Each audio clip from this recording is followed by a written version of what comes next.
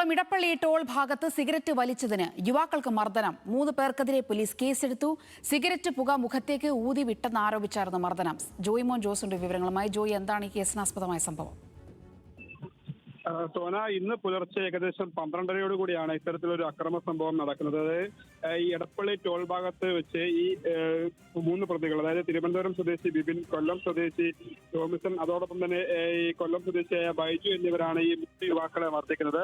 ഈ മർദ്ദനമേറ്റ യുവാക്കൾ ഈ ഭാഗത്ത് വെച്ച് സിഗരറ്റ് വലിക്കുകയും ആ സിഗരറ്റിന്റെ പുക ഈ പ്രതികളുടെ മുഖത്തേക്ക് ഊതി വിട്ടു എന്ന് ആരോപിച്ചായിരുന്നു ഈ പ്രതികളും അതേപോലെ തന്നെ യുവാക്കളും തമ്മിൽ ഒരു ചെറിയ സംഘർഷം ഉണ്ടാകുന്നത്. സംഘർഷത്തിനിടയിൽ തന്നെയാലും ഈ 1-ാം പ്രതി ഈ യുവാക്കൾക്ക് നേരെ കത്തി പോലെ ഒരു ആയുധം വീശുകയും ആ വീശുന്നതിനിടെ ഈ യുവാക്കളുടെ ദേഹത്ത് അതുകൊണ്ട് മുറിവേൽക്കുകയും ചെയ്തിട്ടുണ്ട്. അതോടൊപ്പം തന്നെ മറ്റു 2 പ്രതികൾ ഈ യുവാക്കളെയും മർദ്ദിക്കുന്ന ഒരു സാഹചര്യമായിരുന്നു ഉണ്ടായിരുന്നത്. എന്തായാലും ഈ ബിബിൻ നൽകിയ പരാതിയിൽ പോലീസ് ഈ 3 പേർക്കെതിരെയും കേസെടുത്തിട്ടുണ്ട്.